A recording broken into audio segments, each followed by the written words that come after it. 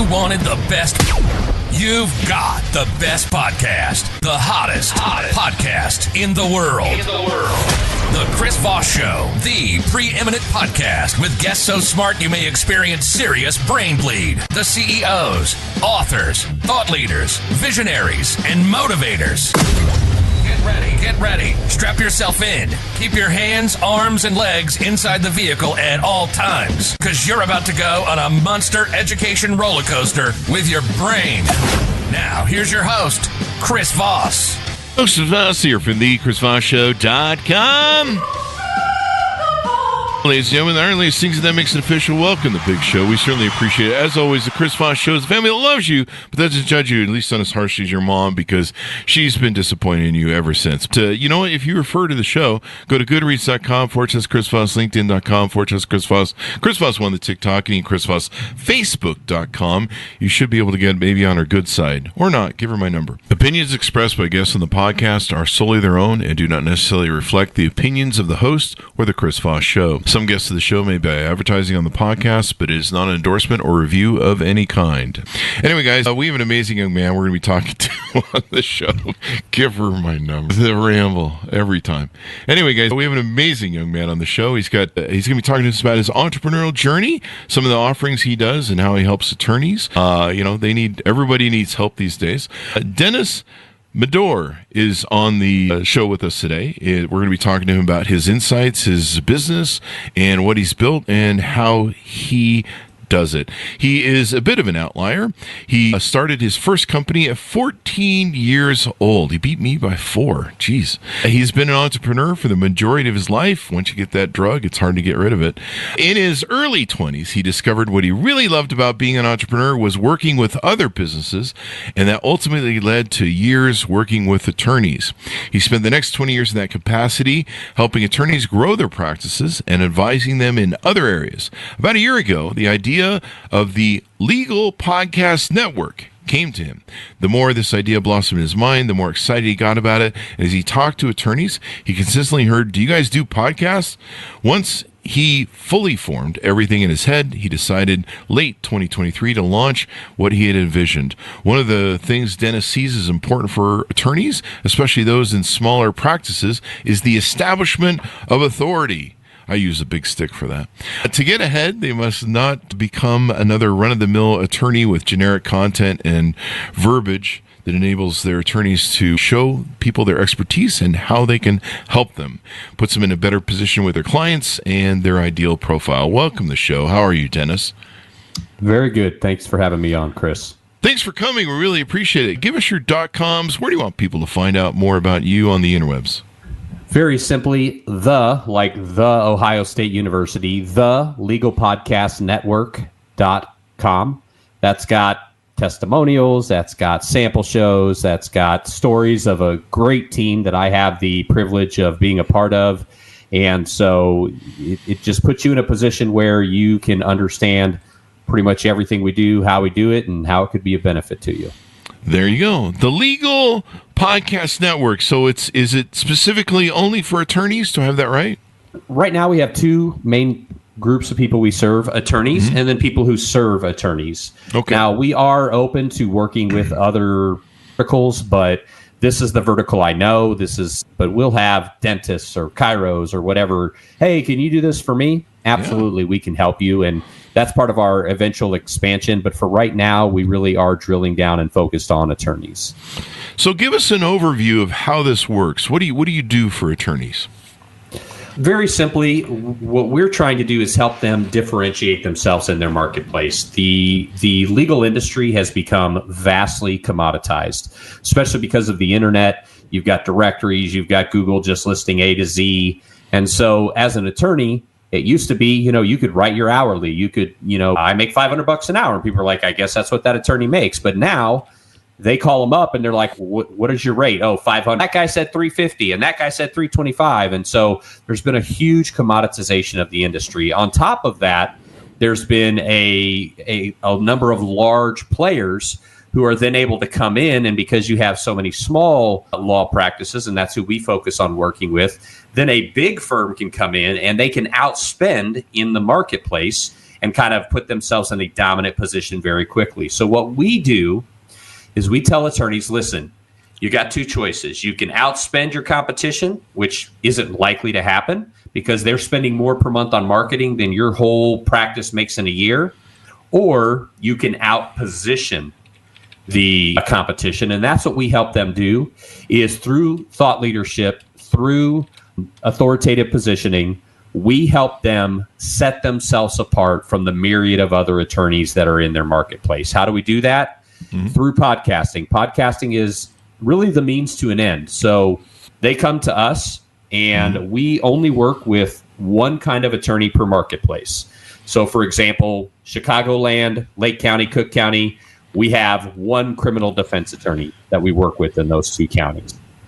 One criminal defense attorney, we do their show. We then take that show, and it's usually about a 20-minute show, 7 to 10 questions that they're answered. They get the questions ahead of time. The questions are based off of their ideal client profiles, the types of cases they'd like to be taking on more of. We have a host that we provide. The host asks the questions. It's all branded to them, kind of like how your show is. And then we take that 20 minutes. We create an audio podcast on about 20 different networks. We create a video podcast for YouTube and different networks in different places.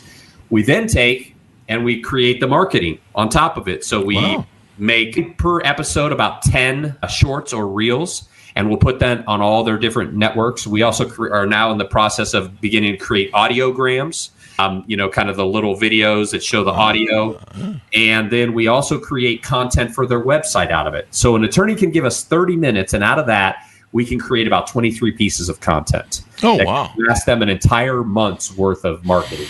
That's our base program. And then from there, they could do twice a month, and now they're showing up twice a day, 7 days a week. We're creating, essentially we're creating 60 pieces of content with 2 shows. And then if they do a weekly show, now we're posting 3 times a day. We're creating 95 pieces of content per month. Taking that content, positioning them, it helps them with showing up for the right questions to the right people to then cultivate a higher conversion and a better quality client. I love it. So it's very turnkey for the attorney, where they don't have to buy all the stuff. They don't have to set up the, all the work that's involved in the back end of doing a podcast and cutting it up and publishing on YouTube and stuff. They just show up, answer the questions, and they end up looking like $1 million, right? Exactly. That's the point. If there's anything I've learned about working with businesses, and especially like business owners that are active in the businesses, the more time you can save them with a quality product, the higher likelihood you have of success. We're always trying to do things better. We're always trying to do them faster, and we're always trying to do them with much less friction for our clients. Sounds like you're using bionics in the $6 Million Man. We can make them better. I grew up in the 70s. That's where that comes from. For you young people, the Gen Zers, the 70s were a time of never mind. Anyway, so I love this process because, you and I are both in podcasting. We know how hard this is to, it's so many people just approach this business and they're just like, it can't be that hard. You just get a microphone and you just press record and you're done. Yeah. And it's much harder than that. That's why there's 1 million zombie podcasts that are out there. I think last I heard there was like 500,000 dead zombie podcasts on what's the free service that Spotify owns? I can't remember. It's like a cheapo service, but a hosting service. But I mean, so many of these podcasts, they really don't get traction. You need someone to make you look good. I mean, we get, I don't know, about a couple hundred freaking applications to the show every month on the Chris Voss show, and we go look at their appearances when they appear at other places, and it just makes our head spin sometimes. Number one, some people think they're more interesting than they are, which is probably me too as well. I'm throwing some rocks. I don't think I'm that great, but also, the delivery, the energy. And then sometimes the host is bad too, right? Like I am. The host is awful. They ask horrible questions. They don't really get to the point.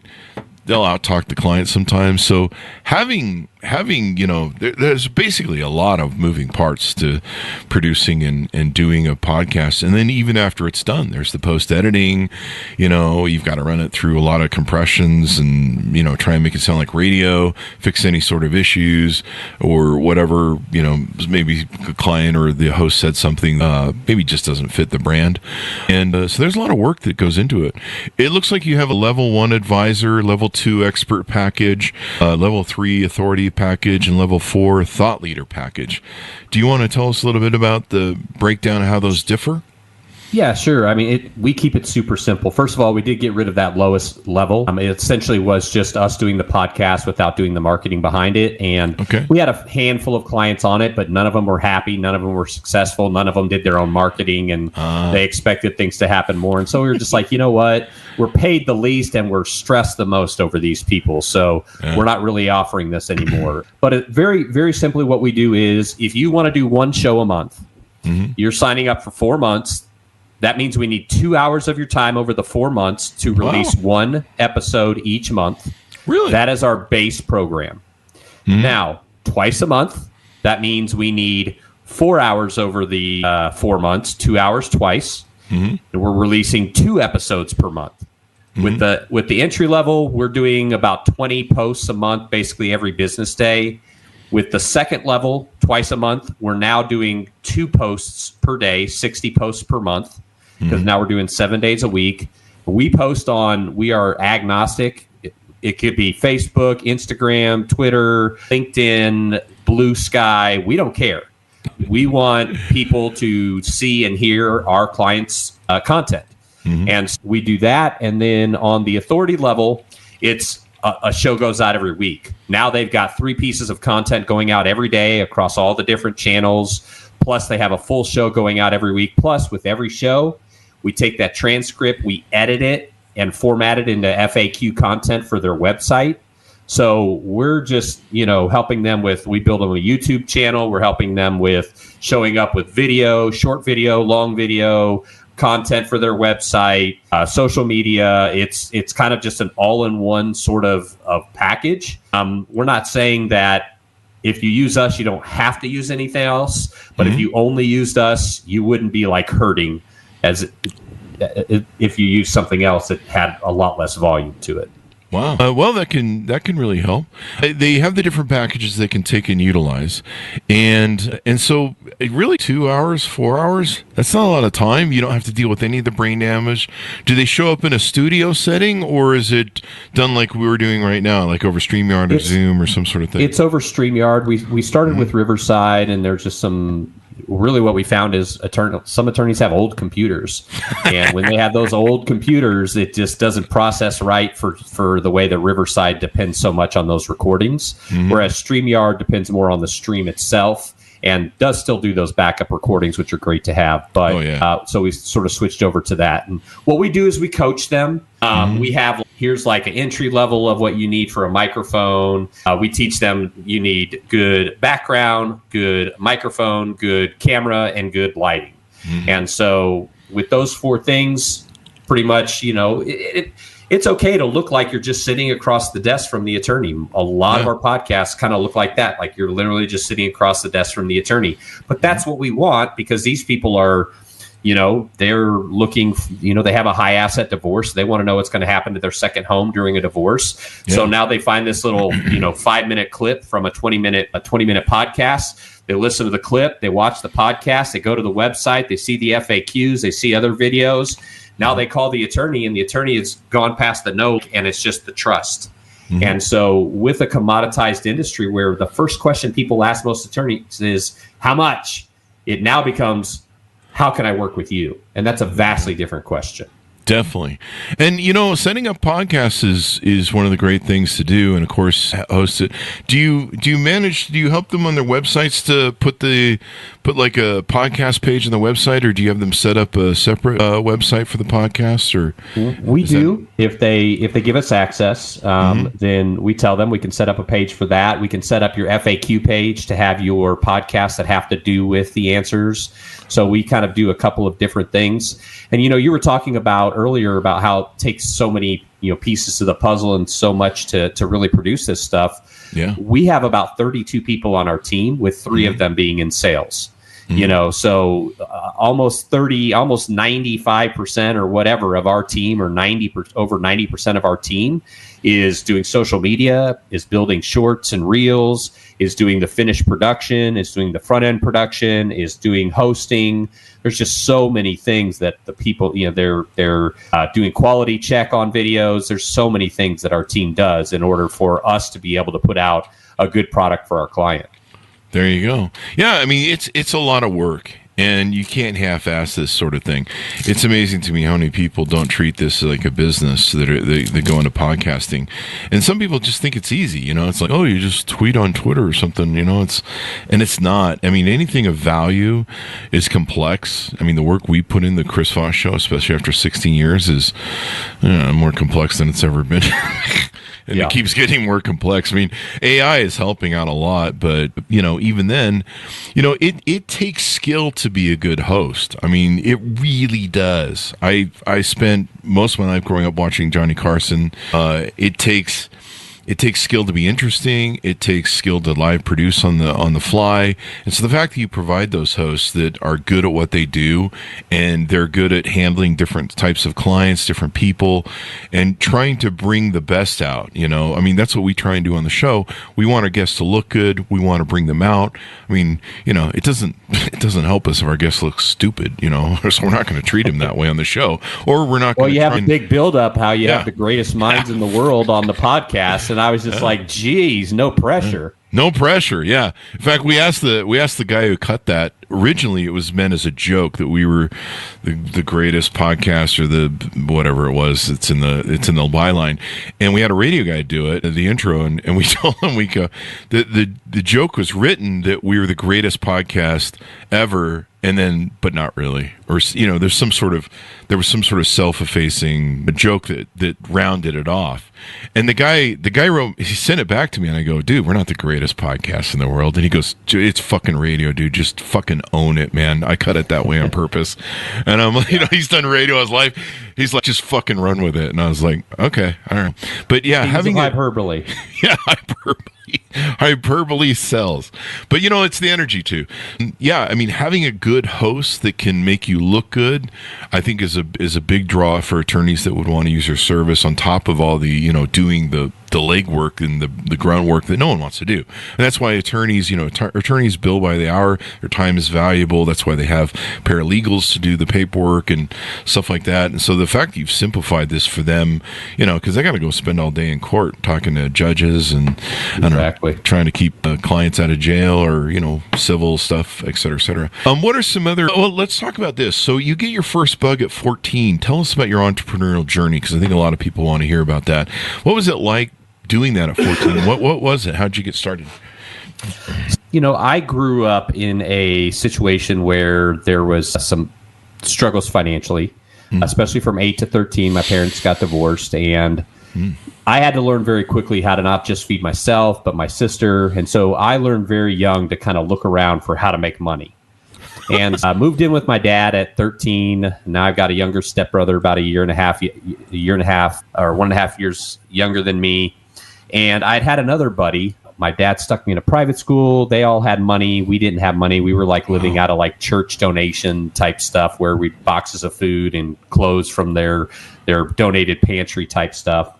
Wow. And so I had a friend tell me, man, I went and shoveled snow, and I lived in Iowa and Illinois during a lot of my formative years of my childhood. And my friend tells me, hey man, I made $100 shoveling walks. So I go to my brother, and I'm like, let's go shovel some walks and we can make some money. And he's like, okay, my friend come. And I was like, sure. So we go and we take turns knocking on doors. And so we're like an hour into this thing, and we've done 2 lawns. We've all made like $15, $20 a piece. We're cold, and I'm the only one that's gotten 2 jobs.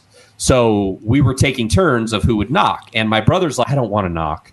And then his friend, I don't want to knock. And I was like, I'll knock. I don't care. So I go up, and I asked the lady, I was like, hey, can we shovel your lawn or shovel your walk? And she's like, sure, $20. And I go, you have a 10 and 2 5s? And she goes, yeah, here you go. So she hands me a 10 and 2 5s. I go to both of them and I go, guys, I got a really good idea. They're like, what? I'm like, you guys stay here. You guys shovel down this walk and up this walk here. I'm going to give you both $5. I put $10 in my pocket, and I'm going to go get the next job. So by the time you're finished with this job, you'll just walk down the block, and I'll be waiting for you on the next job.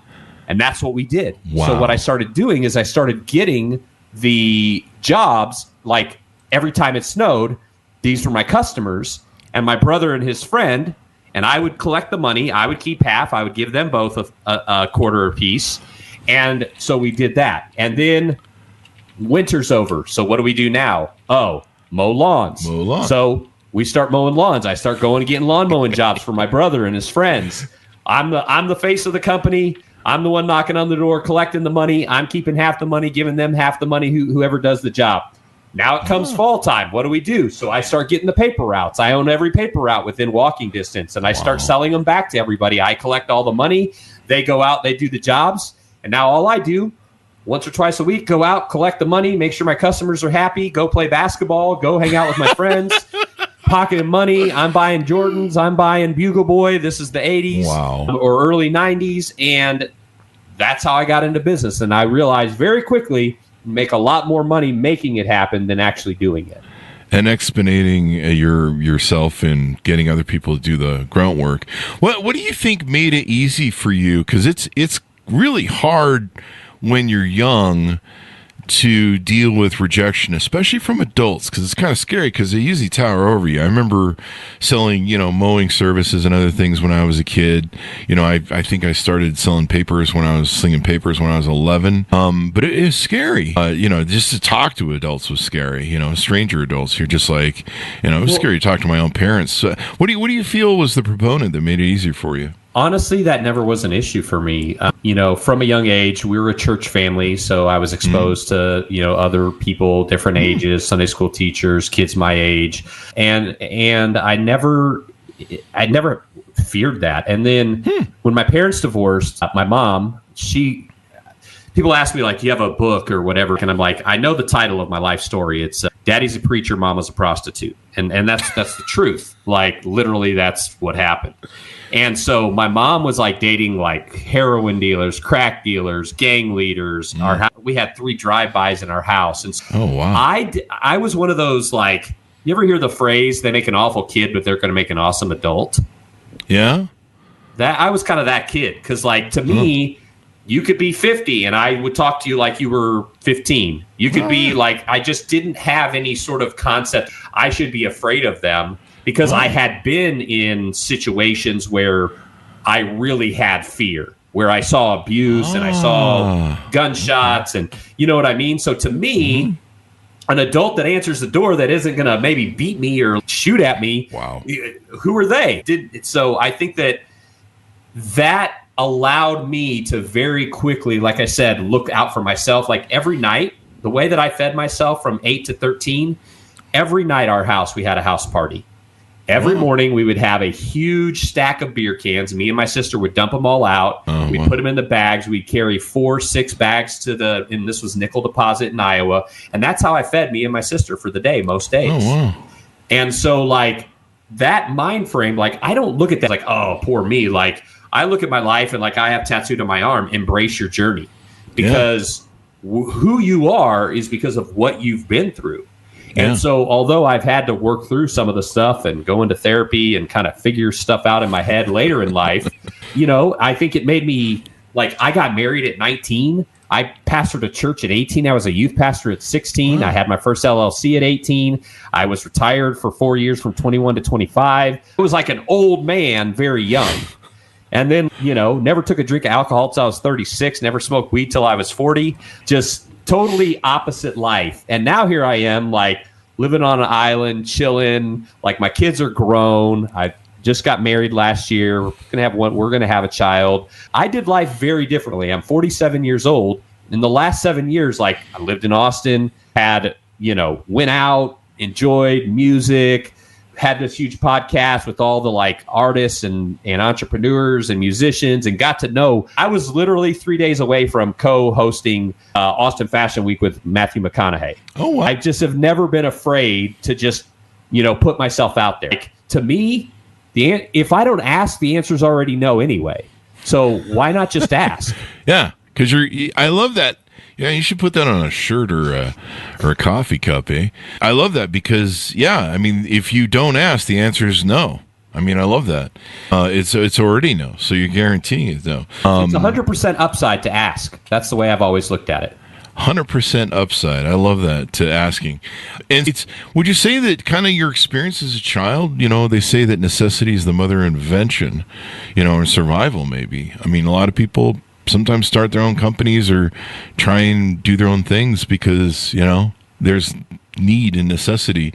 And so, like you say, there's, instead of the fear of what you're experiencing in your home life was not as bad as the fear of getting rejected by people. That's the big thing that a lot of people fear in sales is rejection. Yeah. Oh, yeah. I'd say that it definitely shaped who I was, what I did, how I acted, the fact that, like I said, at 18 years old, I was pastoring people with kids my age. At 20 years old, I was running a division of phone sales in selling advertising in police FOP magazines, and the guys were the age that I'm now, and I was their manager. It was just like to me, when I was young, age is a state of mind. Now that I'm older, age is a state of mind. Like, I really don't care. Yeah. It's no, the great thing about a no, the way I think I was taught by Zig Ziglar is you're one step closer to a yes. So you kind of think people go, oh, thanks for the no. That means I'm one step closer to, the yes that I'm looking for. I don't know. That's one way I always look at it. I've always been like, no, okay, help me understand why. Give me context. Give me reason. Okay, have you considered this logical? And this is why I love working with attorneys, by the way. This is why I gravitated towards them, is because with attorneys, it's not an emotional sale. You don't have to manipulate them. You don't have to be like, if I can get you 5 customers, how much would your life change? Like that sort of like slimy sales approach that it can be out there. To me, I'm just like, okay, I hear your point, but have you considered this?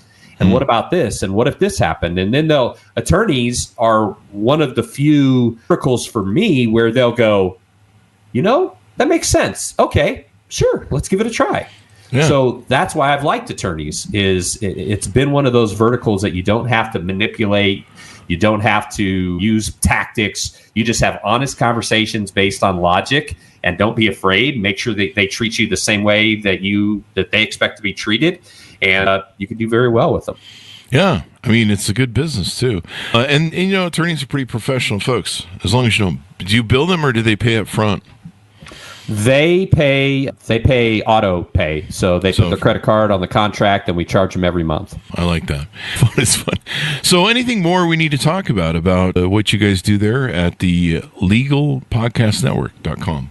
I think ultimately the most important thing, because like we were talking about the sheer volume and things like that, but at the end of the day, it's about the presentation of this brand, of these attorneys.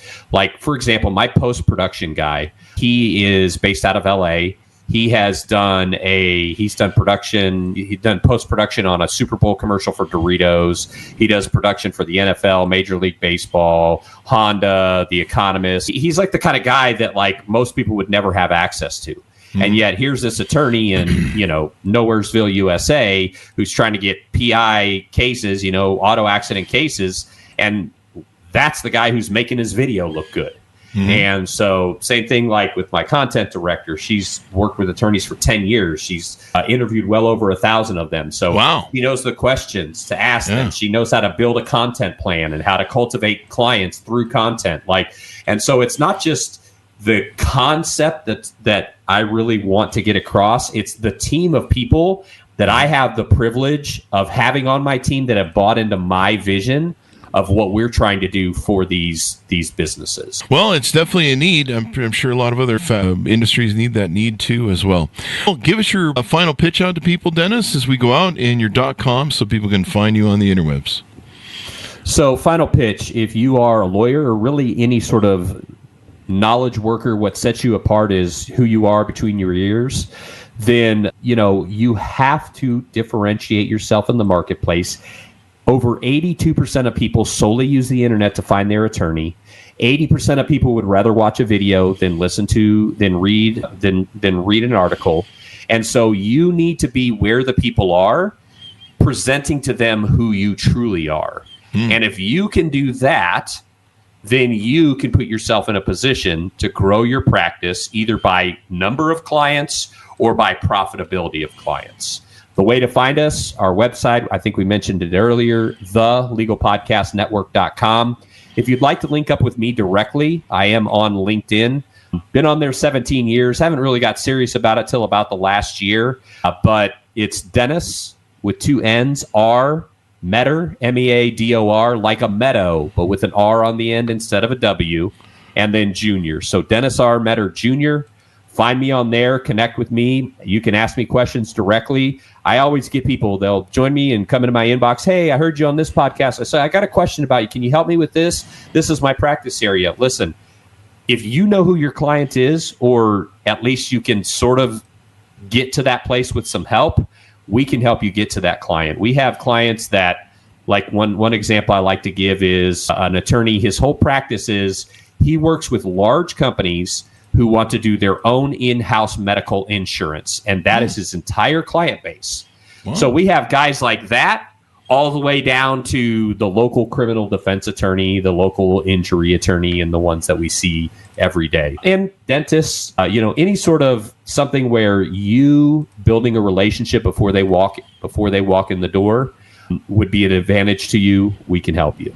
I love it. And then attorneys can look professional on podcasts. So wonderful service there. Thank you, Dennis, for coming on the show. We really appreciate it.